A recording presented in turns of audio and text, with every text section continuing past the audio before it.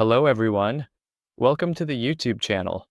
Today's question is 32 divided by, in brackets, 2 plus 2. Let's solve it. 32 divided by 8, that's 4. Remove the brackets, and 2 plus 2 is 4. 4 times 4, that's 16. Sir, let's go over the question one more time. 32 divided by 8, 2 plus 2. First, we'll apply the BODMAS rule here. According to BODMS, first we'll solve the brackets.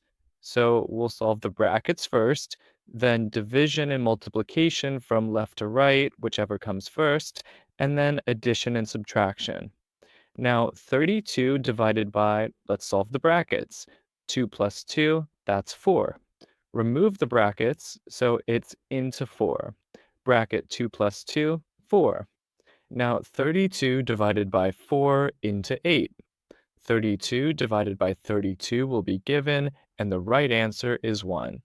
Earlier it was 16, which is incorrect.